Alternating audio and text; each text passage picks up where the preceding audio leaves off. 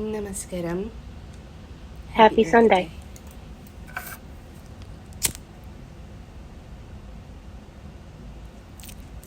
Thank you for joining us here. Welcome to Sunday service. This week, our invocation is in Sanskrit. Asato ma sadgamaya tamaso ma jyotirgamaya mrityurmamritam gamaya. Om Shanti Shanti Shanti. And now for a sermon. Many people say that those who commit suicide go to hell. But if you ask everyone around you, they'll each give you a different description of hell. What actually is hell? Is it a fiery lake? Is it Dante's Inferno? Is it being cast out from the love of the Creator? I have many stories of hell. Here's one of them. Ghosts, spirits, are in hell because they are afraid to cross over. And so they're stuck wherever they are. If they're attached to a person or if they are attached to a place, they're stuck, as though frozen in the amber of fear. And so imagine, if you will, being somewhere where you can have no effect on anything around you and nobody is paying any attention to you. Isn't that hell? And what happens is that this is a result of storytelling, right? These ghosts or spirits are afraid to cross over because they are telling themselves a scary story about what's on the other side. To avoid the great unknown, they stay in proximity to places and people from their life or their death. So fear is the path to hell, right? Didn't Yoda tell us that? And when we tell ourselves a story about the beyond that is enticing, inviting, elevating, transforming, then we're not afraid when we pass on to actually cross over to the other side. And then we do not imprison ourselves in the afterlife. So storytelling is vital to the ability to access and experience heaven. You must choose to cross over. Fear holds many back, and that's why we have spirits and ghosts, right? So it's really important to be crafting the juiciest, most enticing vision of transcendence we can possibly imagine, so that when we are released from the physical body, we send ourselves lovingly, joyfully, into our greatest manifestation of being. And so with regard to suicide, what is the story that we can tell ourselves to motivate us to continue to live and grow? Because we have no guarantee that if we die through our own hands, that our next rebirth will not be worse than where we are right now, do we? We have no data to tell us that suicide isn't the path to a far worse level and experience of existence than what we are struggling with in the moment. Right? Where we go right from the point of leaving this body is a great unknown. And therefore, it's subject to our own creative storytelling. So how do we assure ourselves that we experience heaven. How we do that is we continually tell ourselves the story that after suicide, you go to a place where your experience is way worse. Right? Sort of like how in our family systems growing up, we were often told, stop complaining or I'll give you something to complain about, right? How many parents tell their kids that? Stop complaining or I'll give you something to complain about. In my experience, nature and karma have always operated this way. So how about we take that story, because it's a pervasive one. No need to make a story up. It's always great to just co-opt an existing powerful narrative than to try to generate the power of your own narrative. Right?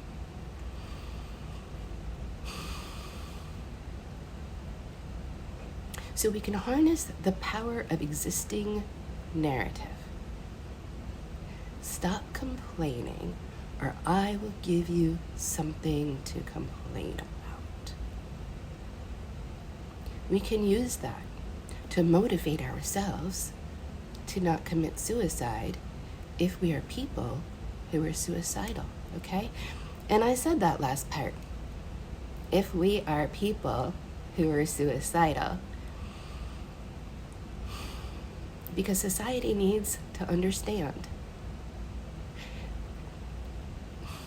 that suicide, albeit there's so many levels and depths to being suicidal, so many levels and depths. This is a conversation that I could give a whole entire course to, really. But there is a subsection of society that lives with a backdrop of suicidal urge. Right? A backdrop of suicidal urge. That's a thing we need to acknowledge, right? Because nobody's talking about it outside of the subculture of veterans. Now, where does this come from? Right? That's a very deep conversation with many levels and facets. But what we can say for sure is that it comes from low systemic levels of biochemicals within the body.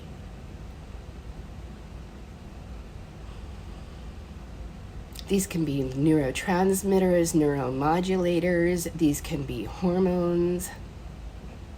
There are many different chemicals in the body that can contribute to depression or suicidal urges.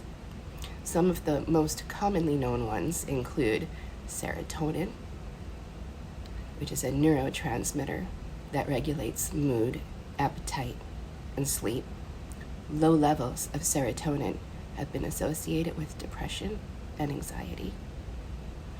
Dopamine, a neurotransmitter that plays a role in reward-motivated behavior.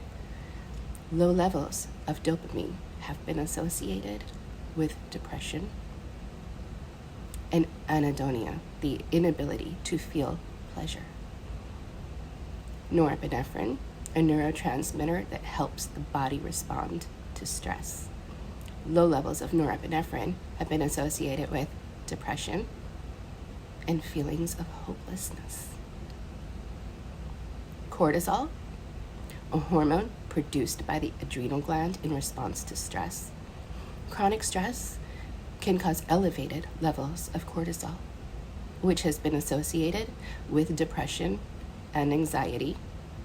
GABA, which is an inhibitory neurotransmitter that helps regulate anxiety and stress. Low levels of GABA have been associated with anxiety and depression. Endorphins, neurotransmitters that act as natural painkillers and can promote feelings of euphoria. Okay? Low levels of endorphins have been associated with depression and chronic pain. Glutamate, which is an excitatory neurotransmitter that helps regulate brain function. High levels of glutamate have been associated with depression and anxiety. Inflammation, which is a process in the body that can be triggered by stress or injury. Chronic inflammation has been associated with depression and suicidal behavior. It's important to note that depression and suicidal behavior are complex and multifaceted, and no single chemical or neurotransmitter can fully explain them. The causes of these conditions are likely to be influenced by a combination of genetic, environmental, and psychological factors.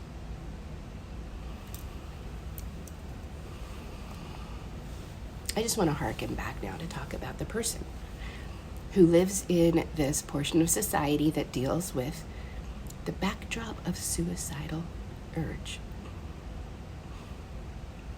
We here at the Ardhanarishwara Temple believe the most powerful thing outside of intrinsic faith is personal narrative.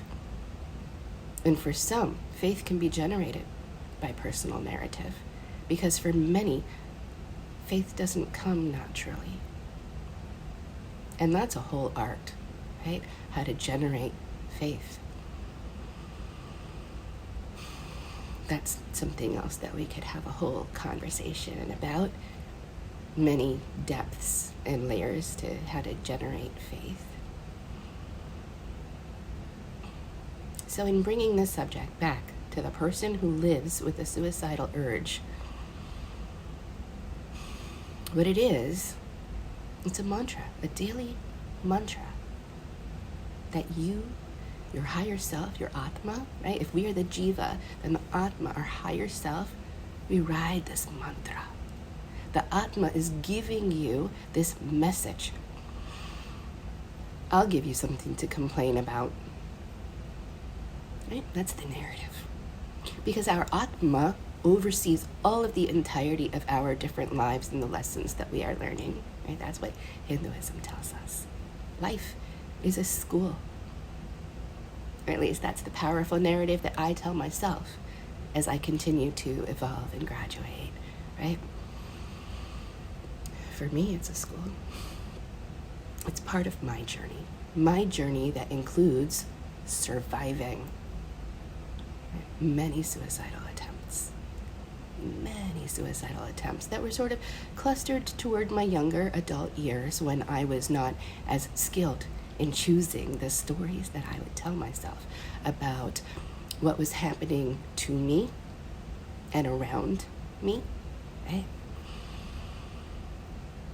This resilience narrative can be a part of your journey too. I'm not on this path alone. So if this is something that you live with, I invite you to utilize this powerful narrative to propel you into creating your own path to heaven.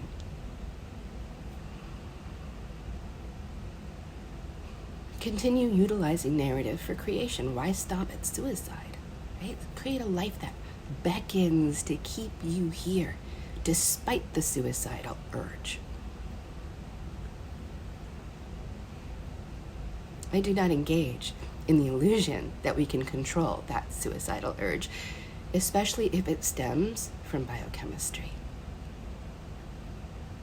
What I do believe, though, is that we can challenge that more powerfully, because we know narrative can generate outcomes that are physical, mental, emotional, and spiritual.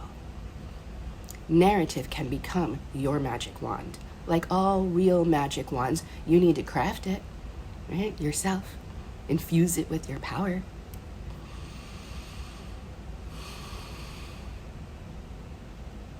Now for a prayer and a blessing.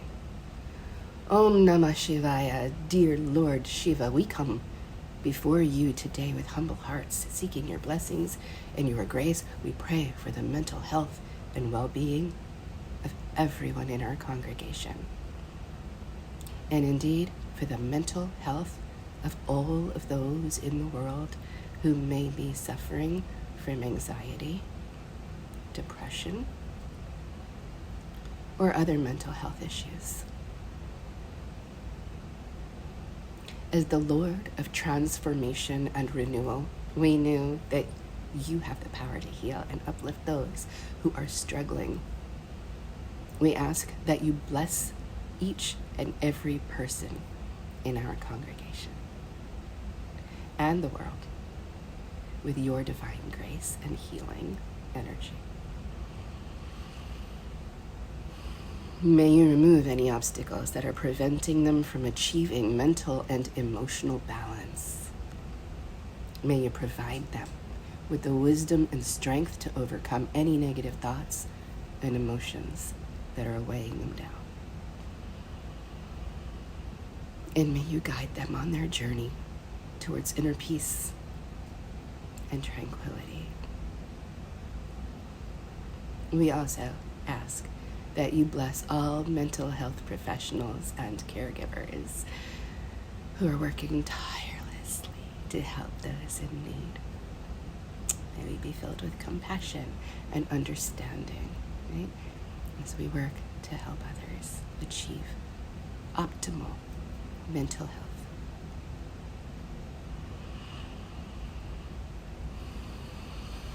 We offer this prayer to you, Lord Shiva, with love and gratitude in our hearts. May your blessings be upon us all. Om Namah Shivaya. And now, a meditation. Take a few deep breaths to center yourself. Close your eyes and let your mind and your heart smile inward. As you breathe in, imagine a beautiful glowing light entering your body and filling you with warmth and positive energy. As you exhale, release any tension or negativity that you may be holding on to. Now imagine yourself standing in a lush green field, surrounded by trees and flowers. The sun is shining brightly overhead, and you can feel its warmth on your skin. Take a moment to appreciate the beauty and the serenity of this place. And as you look around, you notice a small, winding path leading into the forest. Follow the path. And as you walk, feel the soft earth beneath your feet and the gentle breeze on your skin.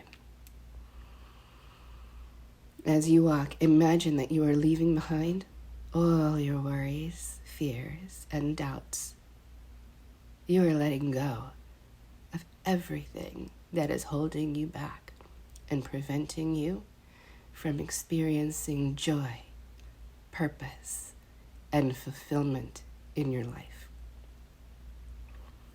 Soon you come to a clearing in the forest, and in the center of the clearing is a pool of sparkling water. The water is clear and inviting, and you feel drawn to it. Step into the pool. Feel the cool water enveloping your body. As you relax and float in the water, imagine that you are releasing all negative emotions and thoughts from your mind and body. Let them flow out of you and into the water. And now imagine that you are receiving a message from the universe. This message is one of love, hope, and encouragement. It reminds you that you are a unique and valuable individual with your own special gifts and talents. Take a moment to reflect on your own talents and your strengths and think about what makes you happy, what brings you joy, what gives your life meaning and purpose. And as you float in this pool, visualize yourself embracing your passions and fulfilling your dreams. Imagine that you are creating a life that is filled with joy, meaning, and fulfillment. And when you are ready, take a deep breath and slowly open your eyes. Feel the positive energy and renewed sense of purpose and hope flowing through your body. Take this feeling with you as you go about your day, knowing that you have the power to create a life that is filled with joy, purpose, and fulfillment.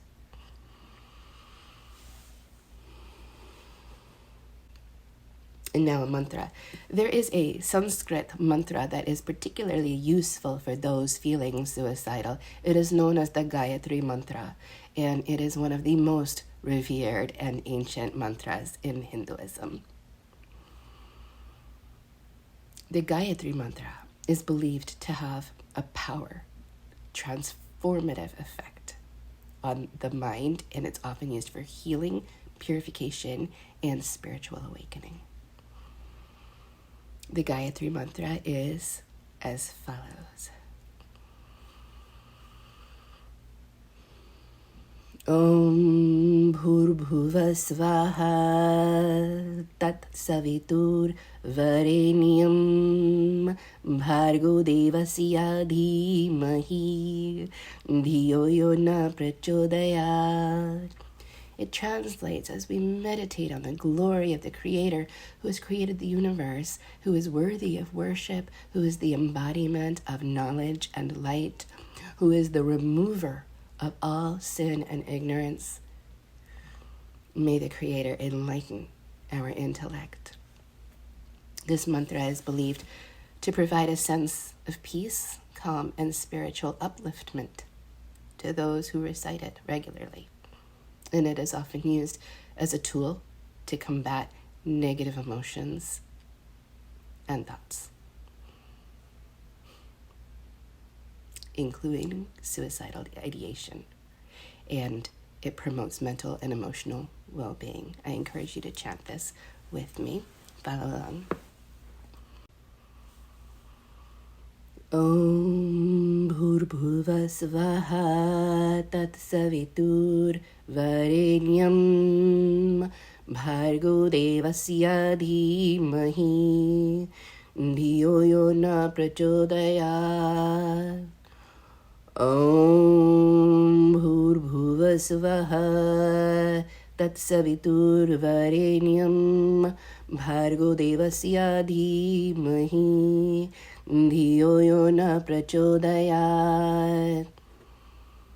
Om Bhurbhuva Svaha Tat Savitur Varenyam Bhargo Devasya Dhimahi Dhiyo Yo Na Prachodayat. Om Shanti Shanti Shanti.